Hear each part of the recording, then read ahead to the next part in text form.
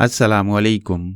पेशे खिदमत है इमरान सीरीज़ बाय ज़हीर अहमद, मावराई नंबर शिंकारा, एपिसोड 1। वो सब गंजे थे। उन सब की दाढ़ी मूंछें भी बिल्कुल साफ थीं। उन्होंने अपने जिस्मों पर स्याह रंग के अनसिले कपड़े बांध रखे थे। वो सैकड़ों की तादाद में थे, मगर वो 2-2, 4-4 की टोलियों में ज़मीन पर धोनी रमाए बैठे थे। उन सब के आगे आग के अलाव रोशन थे। जंगल में मौजूद इस मैदानी इलाके में इस वक्त रात की तारीकी छाई हुई थी, जहां आग के रोशन अलाव से सुर्ख और जर्द रोशनी फैल रही थी। आग की रोशनी में उनके स्याह चेहरे दमक रहे थे। उनकी आंखें बंद थीं और आहिस्ता आहिस्ता होंठ हिलाते हुए मुंह ही मुंह में कुछ पढ़ रहे थे। आग के गिर्द धोनी रमाए बैठे इन स्याफाम कबालियों का ताल्लुक अफ्रीका के घने जंगलों में मौजूद एक जंगली कबीले सामीगान से था। इस मैदान में जमा होने वाले तमाम कबायली जवान थे। उनमें कोई बूढ़ा, बच्चा या औरत मौजूद न थी। वहां इस वक्त इस कदर खामोशी और पुरस्रार सन्नाटा छाया हुआ था जैसे वो जिंदा मुजस्मे हो। उनमें आवाज़ और हरकत नाम की कोई चीज़ दिखाई न दे रही थी। तारीक और इस कदर पुरस्रार माहौल में सिर्फ आग में जलने वाले लकड़ियों के चिटकने की आवाज़ सुनाई दे रही थी, जो इस माहौल को और ज़्यादा पुरस्रार और हौलनाक बना रही थी। इन कबायलियों के हाथों में एक जैसे बड़े फलों वाले खंजर थे जो बेहद चमकदार थे। इन्होंने खंजरों के दस्ते अपने घुटनों पर टिका रखे थे। इनके खंजरों की नोकें ऊपर को उठी हुई थी। आसमान पर गहरे स्याह बादल छाए हुए थे, जहां एक जगह चांद का चमकता हुआ गोला यूं छुपा हुआ था जैसे इन स्याफाम कबायलियों वहां छाई हुई खामोशी और पुरस्रार सन्नाटे के खौफनाक माहौल से सहमा हुआ सा हो। अचानक जंगल एक उल्लू की तेज, मकरू और करीहनाक चीख से गूंज उठा। उल्लू की खौफनाक चीख सुनकर स्याफाम गंजे चौंक पड़े और उन्होंने आंखें खोल दी। उनके चेहरों पर यकलख्त सरासीमगी फैल गई। उल्लू की आवाज़ एक बार फिर वहां बुलंद हुई तो वो जल्दी से अपनी जगहों पर उठकर खड़े हो गए। उसी लम्हे वहां जलते हुए आग के अलाव खुद ब खुद बुझ गई और वहां गहरी तारीकी छा गई। इस वक्त वहां एक जोरदार कड़ाका हुआ। जमीन पर रोशनी का चमकता हुआ एक हाला नमूदार हुआ, जो तेजी से ऊपर उठता चला गया। रोशनी के हाल में अचानक एक इंसानी साया सा नमूदार हुआ और फिर इस साए में इंसानी नकूश वाजे होने लगे। गंजे सरों वाले कबायलियों की नजरें रोशनी के हाले में नमूदार होने वाले साए पर जमी हुई थीं। इस साए को देखकर उनके तारीक चेहरे और ज्यादा तारीक पड़ गए। हाले से निकलने वाली तेज रोशनी से पूरा इलाका यूं रोशन हो गया जैसे अचानक दिन निकल आया हो। हाले में नमूदार होने वाले साए के नकूश तेजी से वाजे होते जा रहे थे और फिर चंद ही लम्हों में वहां एक निहायत हसीन और जमील औरत नमूदार हो गई। इस औरत के जिस्म में जैसे बिजलियां सी भरी हुई थी। इसके जिस्म पर सफेद चमकदार लिबास था जिसमें से रोशनी की किरणें फूट रही थीं। इस औरत का रोशनी से भरा हुआ चमकदार चेहरा बेहद जाज़िब नजर था। उसकी आंखें हिरनियों की आंखों की तरह बड़ी बड़ी थीं, मगर इस कदर सुर्ख थी जैसे उनमें खून भरा हुआ हो। इस औरत के बाल सुनहरी थे। यूं लगता था जैसे सोने के तार हों जो उसके पैरों की एड़ियों को छू रहे थे। उसके जिस्म पर खूबसूरत और कीमती जेवरात सजे हुए थे जो सोने चांदी के थे और उनमें बाकायदा चमकदार और मुख्तलिफ रंगों के हीरे जड़े हुए थे। और उसके सर पर एक छोटा सा खूबसूरत ताज भी मौजूद था। यूं लगता था जैसे कदीम जमाने की कोई मलका शाही महलों से निकलकर वहां आ गई हो। इस औरत के एक हाथ में बिल्कुल वैसे ही खंजर था जैसे उन स्याफाम गंजे कबालियों ने पकड़ रखे थे। औरत के दूसरे हाथ में लंबे दस्ते वाला नेजा था जिसकी अन्नी तेज रोशनी में यूं चमक रही थी जैसे हीरे की बनी हुई हो। इस औरत को नमूदार होते देखकर स्याफाम गंजे कबायली उसके सामने रकू के बल झुकते चले गए। उन सबके चेहरों पर मौत के मुहीब साए लहरा रहे थे और उनके जिस्म यूं कांपना शुरू हो गए थे जैसे उन सबको बेयक वक्त जाड़े का बुखार चढ़ गया हो। तुम सब यहाँ क्यों जमा हो और तुम मुझे बुलाने का जाप क्यों कर रहे थे? अचानक उस औरत ने जख्मी नागिन की तरह फुंकारते हुए कहा, मुकद्दस पुजारन, मुकद्दस पुजारन, हमें मुआफ़ कर दो, हमें मुआफ़ कर दो मुकद्दस पुजारन, हमसे बहुत बड़ी भूल हो गई है। एक लंबे तड़ंगे और भारी चेहरे वाले स्याफाम गंजे कबायली ने आगे बढ़कर और उस औरत के सामने झुककर बुरी तरह से गिड़गिड़ाते हुए कहा, भूल? कैसी भूल? क्या हुआ है? किस बात की मुआफ़ी मांग रहे मुझसे? चमकते हुए चेहरे वाली औरत ने हैरत से कहा। उसके लहजे में वही खौफनाक फुंकार थी, मुकद्दस पुजारन, हम मजबूर हो गए थे। उन्होंने हमारे कबीले पर अचानक आतिशी हथियारों से निहायत खौफनाक हमला कर दिया था। उनका हमने हर मुमकिन तरीके से मुकाबला करना चाहा, लेकिन वो तादाद में बहुत ज़्यादा थे और उनके पास जदीद दुनिया के आग उगलने वाले खौफनाक हथियार थे, जिसकी वजह से ना हम उनका मुकाबला कर पाए और ना ही किसी तरह हम उनका रास्ता रोक सके। स्याफाम कबायली ने बुरी तरह से लरसते हुए कहा, क्या बक रहे हो आशोता? किन लोगों की बात कर रहे हो तुम? मुकद्दस पुजारन ने गुस्सीले लहजे में कहा। स्याफाम गंजा जल्दी उठा और मुकद्दस पुजारन के सामने हाथ जोड़कर खड़ा हो गया। मुकद्दस पुजारन, वो जदीद दुनिया के बासी थे। वो मुकद्दस गार से स्याह मूर्ति लेने आए थे और स्याफाम गंजे कबाली आशोता ने हकलाते हुए कहा। उसने जैसे ही मुकद्दस गार की स्याह मूर्ति का नाम लिया, मुकद्दस पुजारन को एक जोरदार झटका लगा और उसकी आंखें हैरत और खौफ से फैलती चली गईं। फिर यकदम उसकी आंखों के सामने उसका चेहरा भी जैसे गैज़ो गजब से सुर्ख हो गया। शिंकारा की स्याह मूर्ति लेने आए थे? कौन थे वो लोग, और शिंकारा की मूर्ति कहाँ है? मुकद्दस पुजारन ने गैज़ो गजब से बुरी तरह से चीखते हुए कहा। उसका खौफनाक लहजा सुनकर वहां मौजूद तमाम स्याफाम कबाली सर से पैरों तक कांप उठे थे। हमें मुआफ़ कर दो मुकद्दस पुजारन, इस मामले में हमारी कोई गलती नहीं है। हमने शिंकारा की स्याह मूर्ति को मुकद्दस गार में बड़ी हिफाजत से रखा हुआ था। वो लोग अचानक ही उड़ने वाले परिंदों जैसी बड़ी बड़ी मशीनों में बैठ कर आए और उन्होंने ऊपर से ही हम पर धमाके करने वाले गोले बरसाना शुरू कर दिए। धमाकों से हमारे कबालियों के पर खच्चे उड़ गए। फिर वो उड़ने वाली मशीनें लेकर नीचे आ गए और उन्होंने हर तरफ आतिशी असले से हम पर इंतहाई खौफनाक हमला कर दिया। हमारे पास नेज़े और खंजर थे जिससे हम किसी भी तरह उनका मुकाबला नहीं कर पाए। उन्होंने आतिशी असले से हमारे बेशुमार कबाली मार दिए और फिर वह मुकद्दस गार में घुस गए।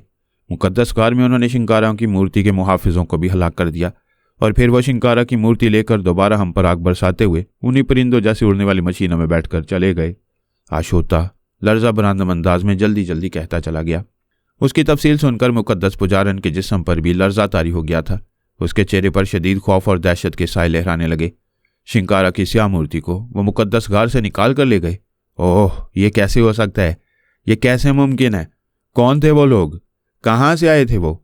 शिंकारा की स्याह मूर्ति को वो नापाक हाथों से कैसे और कहाँ उठा कर ले गए? मुकद्दस पुजारन ने खौफ से लरसते हुए कहा।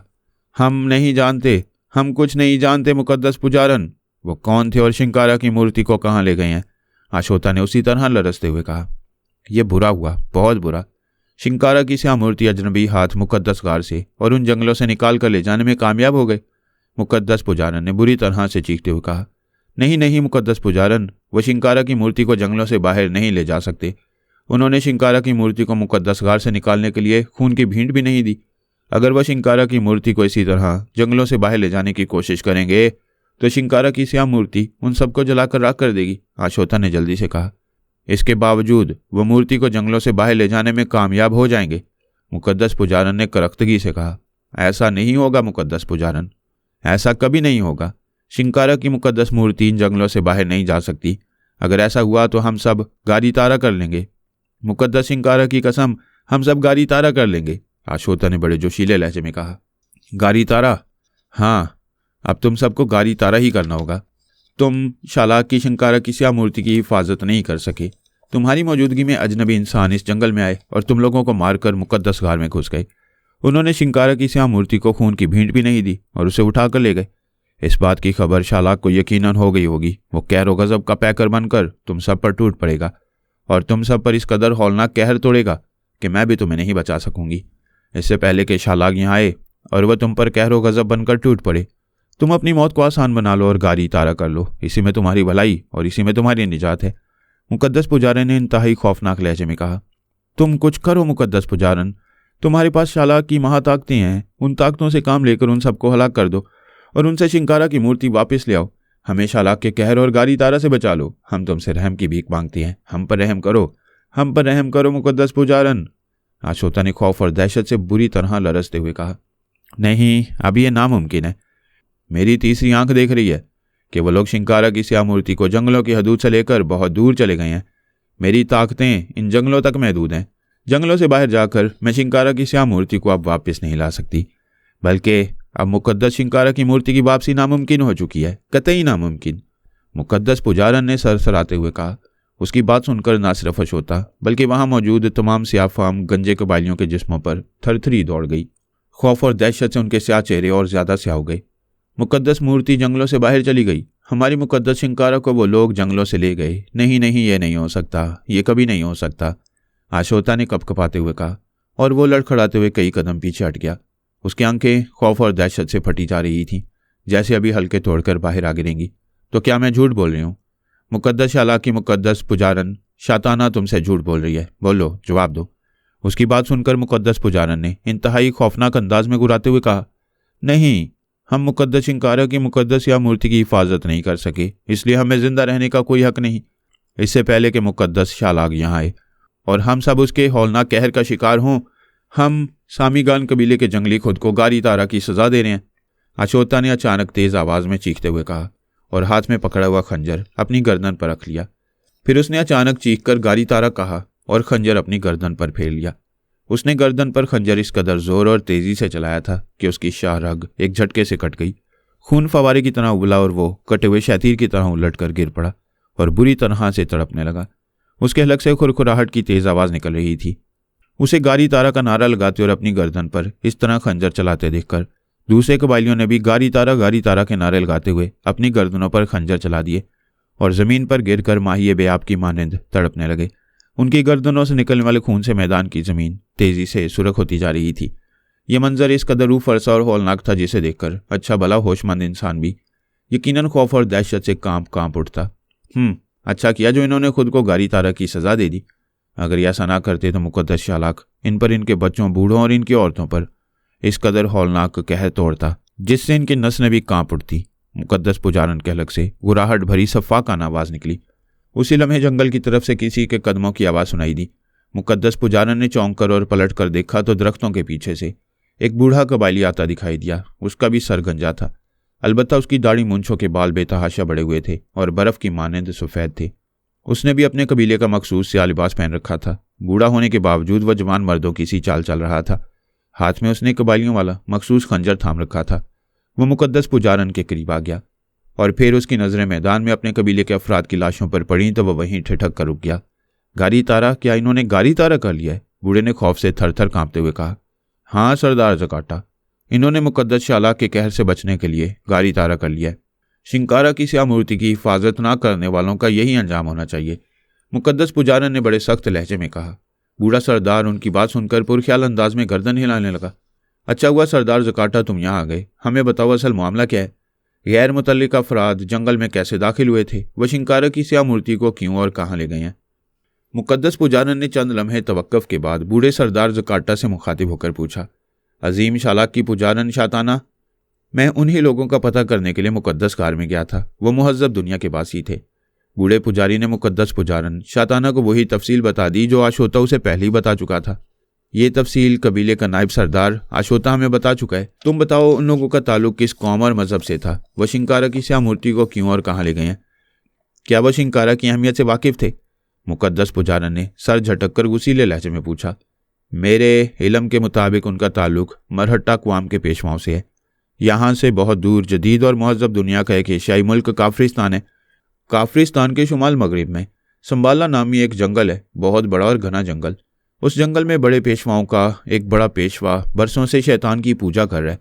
उस पेशवा का असल नाम तो मालूम नहीं क्या है, लेकिन तवील रियाजत और शैतान की पूजा की वजह से उसने सिफली अलूम में बेपना महारत हासिल कर रखी है, इसलिए उसे उर्फ़ आम में जाशाल कहा जाता है। जाशाल शैतान के सबसे बड़े पुजारी को कहते हैं, जिसे खास तौर पर शैतान की आशीर्वाद हासिल होती है। मौजूदा जाशाल इंतहाई जालिम, बेरहम और बर्बरियत पसंद इंसान है और वह सिफली अलूम और शैतान कारियों में शैतान से भी कई हाथ आ गया। उसने संभाला जंगल में अपनी एक अलग शैतानी दुनिया आबाद कर रखी है, जहाँ खुलेआम न सिर्फ शैतानी खेल खेले जाते हैं बल्कि शैतान को खुश करने के लिए बेगुनाह और मासूम इंसानों पर इंतहाई सोज अंगेज मुजालिम भी ढाए जाते हैं और शैतानी बुत को इंसानों की भीड़ भी दी जाती है। जाशाल अपनी सिफली ताकतें बढ़ाने और शैतानी दुनिया में एक आला मुकाम हासिल करना चाहता है। उसने शैतान के बड़े नुमाइंदों को अपने बस में करके उनसे यह राज जान लिया था कि दुनिया में शैतानी ज़ुर्रियत की एक इतनी बड़ी ताकत मौजूद है जो अगर उसके बस में आ जाए तो वह शैतान के दरबार में आला मुकाम हासिल कर ले। उस शैतानी ताकत का नाम शिंकारा है। शैतान के नुमाइंदों ने जाशाल को शिंकारा, उसकी माहियत और उसकी मावराई ताकतों के बारे में बता दिया था। जाशाल को शैतान के नुमाइंदों ने यह भी बता दिया था कि शिंकारा की मूर्ति कहाँ है और किसकी हिफाजत में मौजूद है। जाशाल को जब शिंकारा की अहमियत और उसकी मावराई ताकतों का पता चला तो उसने उसी वक्त फैसला कर लिया कि वह हर हाल में शिंकारा की स्याह मूर्ति को हासिल कर लेगा। चुनाचे उसने खुसूसी तौर पर चंद खास लोगों को तैयार किया। फिर काफरिस्तानी हुकूमत से अपने असर और रसूख इस्तेमाल करके उसने उन आदमियों को अफ्रीका भेजने और एक अफ्रीकी मुल्क सांगार से उनको हमारे जंगलों में पहुंचाने के इंतजामात कराए और उन्हें मुकद्दस मूर्ति हासिल करने के लिए रवाना कर दिया। जंगलों और हमारे कबीलों की रहनुमाई संगारा वालों ने की और वो लोग यहाँ खौफनाक तबाही फैलाकर हमारे सैकड़ों कबाइलियों को मारकर मुकद्दस कार से शिंकारा की स्याह मूर्ति ले जाने में कामयाब हो गए। बूढ़ा सरदार ज़काटा कहता चला गया, तो क्या शिंकारा की स्याह मूर्ति जाशाल तक पहुंच गई है? मुकद्दस पुजारन ने परेशानी से होंठ चबाते हुए पूछा। नहीं, मूर्ति अभी तक जाशाल तक नहीं पहुंची, सरदार ज़काटा ने कहा तो मुकद्दस पुजारन शाताना चौंक पड़ी। तो फिर इस वक्त मूर्ति कहाँ है? उसने जल्दी से पूछा।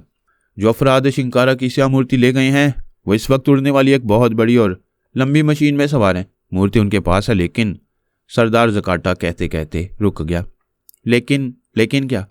मुकद्दस पुजारन शाताना ने जल्दी से पूछा। मुकद्दस पुजारन, मेरे इल्म के मुताबिक वह शिंकारा की स्या मूर्ति को लेकर जाशाल तक कभी नहीं पहुंच पाएंगे। उन्होंने चूंकि शिंकारा की मूर्ति को गार से निकालने के लिए खून की भींट नहीं दी थी, इसलिए शिंकारा की मूर्ति उनके पास ज्यादा देर नहीं रहेगी। वो उन सबको जिंदा जला देगी। इसके अलावा मैं हर तरफ तबाही और बर्बादी और मौत के साए फैलते देख रहा हूँ।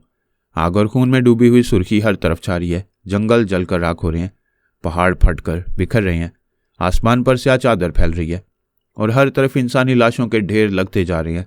सरदार ज़काटा ने इस अंदाज में कहना शुरू कर दिया जैसे वो नींद के आलम में बुड़बड़ा रहा हो। हाँ, ऐसा होगा, बिल्कुल ऐसा ही होगा। हर तरफ मौत रक्स करने लगेगी, हर तरफ आग, हर जगह खून और स्याह धुआं फैल जाएगा। शिंकारा को मुकद्दस गार से खून की भींट दिए बगैर निकाला गया है। शिंकारा की स्याह मूर्ति बदरू बन जाएगी और फिर वो हर तरफ तबाही और बर्बादी फैला देगी। आग और खून का गुसल करने के लिए वो सैकड़ों इंसानों को हलाक कर देगी। उसे तबाही और बर्बादी फैलाने से दुनिया की कोई ताकत नहीं रोक सकती। मुकद्दस पुजारन ने उसी अंदाज में कहा। मुकद्दस पुजारन, तुम शैतान के बड़े नुमाइंदे शालाक की सबसे बड़ी पुजारन हो। तुम्हारे पास भी बेपनाह सिफली ताकतें हैं। क्या तुम या शालाक किसी तरह शिंकारा को जिंदा होने से नहीं रोक सकते? अभी शिंकारा एक स्याह मूर्ति के रूप में है। अगर उसे किसी तरह इसी हालत में वापस मुकद्दस गार में पहुंचा दिया जाए तो सरदार ज़काटा ने पूरी उम्मीद निगाहों से मुकद्दस पुजारन शाताना की जानिब देखते हुए कहा। नहीं, अब यह नामुमकिन है, कतई नामुमकिन। शिंकारा हमारी हदूद से बहुत दूर जा चुकी है। अब उसे जिंदा होने और तबाही और बर्बादी फैलाने से दुनिया की कोई ताकत नहीं रोक सकती। शिंकारा की मूर्ति की वापसी अब नामुमकिन हो चुकी है, कतई नामुमकिन। वह अब यहाँ आएगी तो बदरू बनकर आएगी और यहाँ भी तबाही फैला देगी। मुकद्दस पुजारन शाताना ने इनकार में सर हिलाते हुए कहा और सरदार ज़काटा ने मायूसी से सर झुका लिया। जब मुकद्दस पुजारन शाताना और शैतानों का बड़ा नुमाइंदा शालाग शिंकारा की मूर्ति की वापसी के लिए कुछ नहीं कर सकता था, तो फिर भला वे कामसा और कमज़ोर पुजारी क्या कर सकता था? शिंकारा की मूर्ति के मुकद्दस गार से बाहर आते ही खून पानी की तरह बहना शुरू हो गया था। उसके कबीले वालों ने अपने नाकर्दा गुनाहों की पादाश में खुद ही गारी तारा करके अपना सारा खून बहा दिया था। अब शिंकारा जब बदरू बनेगी तो ना जाने कब तक खून की भींट लेती रहेगी। उसकी प्यास बुझाने के लिए ना जाने कितने बेगुनाह इंसानों को अपने जिस्मों का खून बहाना पड़ेगा। इस ख्याल से सरदार ज़काटा की रूह तक कांप उठी थी, लेकिन वह मजबूर था, बेबस था और कमज़ोर था। वह अब कुछ भी नहीं कर सकता था। शिंकारा मुकद्दस गार से कमान से निकले हुए तीर की तरह निकल चुकी थी, जिसकी वापसी नामुमकिन हो चुकी थी, कतई नामुमकिन।